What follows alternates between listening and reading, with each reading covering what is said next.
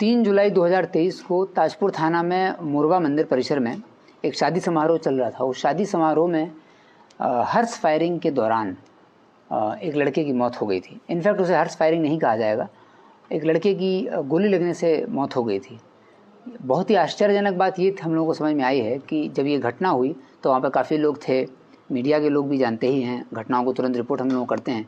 लेकिन ये बहुत आश्चर्यजनक तरीके से एक ऐसी घटना देखेगी जिसमें एक व्यक्ति की, एक लड़के की गोली लगने से डेथ हो जाती है और उसके बाद ना सिर्फ पूरा समाज और परिवार बल्कि आसपास के किसी लोगों ने और मीडिया के माध्यम से भी कहीं पर कोई सूचना नहीं आती। और इस लड़के का परिवार जो है, चूँकि इसके परिवार जो हैं बड़े गरीब थे और इन लोगों ने आसपास जब देखा कि सेम ही कम्युनिटी के लोग हैं तो उन पर सामाजिक प्रेशर भी था, तो उन लोगों ने अपना किसी को रिपोर्ट तक नहीं किया मैटर और शव का दाह संस्कार भी कर दिया था। 3 तारीख से लेकर 23 तारीख तक 20 दिन तक इस घटना की कोई भनक नहीं थी पुलिस को भी और किसी को भी कि ऐसी कोई घटना घटी है।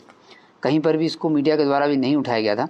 लेकिन हम लोग एक अन्य केस का उद्भेदन करने के प्रयास में कुछ अपराधियों के पीछे हम लोग लगे हुए थे। उसमें जब कुछ अपराधी के बारे में हम लोगों को पता चला तो जब उनका टेक्निकल एनालिसिस हुआ तो देखा गया कि वो इस मंदिर परिसर में शादी समारोह जो 3 तारीख को था वहाँ गए हुए थे।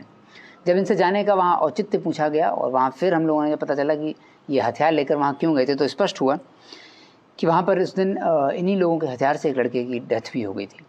मृतक जो है वो प्रत्युष कुमार नाम का लड़का था और प्रत्युष कुमार नाम के लड़के की गोली लगकर डेथ हो गई थी।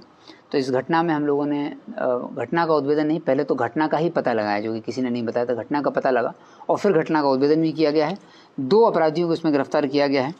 पीयूष चौधरी इसमें एक अपराधी है जिसके पास और साथ ही छोटू सम्राट, किशन कुमार उर्फ छोटू सम्राट, ये दोनों कोबोली राम गाँव के रहने वाले हैं। इन लोगों से जब पूछताछ हुई तो इनके पास से हथियार भी बरामद हुआ। इन लोगों ने बताया कि इनके पास एक देसी पिस्टल था जिसको लेकर के ये खुदनेश्वर मंदिर परिसर के अंदर गए हुए थे और इनके ग्रामीण के रिश्तेदार के यहाँ शादी थी तो उसी शादी को अटेंड करने के लिए गए हुए थे। तीनों दोस्त आपस में थे, मृतक और बाकी 2 साथी भी थे और ये लोग वो पिस्टल को आपस में खोल जोड़ करने का प्रयास कर रहे थे और एक दूसरे को दिखा रहे थे। उसी क्रम में जब पिस्टल पीयूष चौधरी के पास थी तो पीयूष चौधरी ने उसको दे दिया था छोटू सम्राट को। छोटू सम्राट ने जब उसको लॉक अनलॉक किया तो उस क्रम में चूँकि लोग इतने ट्रेंड तो होते नहीं हैं तो पिस्टल जो है फायर हो गई और सीधे पीयूष चौधरी के प्रत्युष कुमार के पेट में लगी, जिससे प्रत्युष कुमार की डेथ हो गई। इनके शव का दाह संस्कार भी परिवार ने कर दिया था।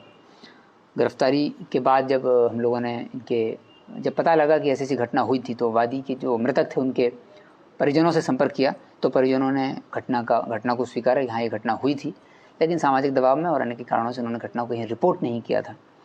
तो फिर FIR दर्ज कर ली गई है परिजनों के बयान पर ही और इन दोनों लड़कों से पूछताछ, दोनों लड़कों ने अपनी संलिप्तता भी स्वीकार की है। इनका उद्देश्य मारने का नहीं था, लेकिन ये पिस्टल को कैरी कर रहे थे और खोल जोड़ कर रहे थे, उसी में चूक से गोली लग गई थी। तो दोनों को गिरफ्तार कर लिया गया और जेल भेजा जा रहा है। इनके जिस पिस्टल से घटना हुई थी वो पिस्टल बरामद है और 7.65 mm के 8 जिंदा कारतूस और 3 मोबाइल इसमें बरामद हुए हैं। इस घटना के खुलासे में SHO ताजपुर और SHO बंगरा ने सराहनीय कार्य किया है।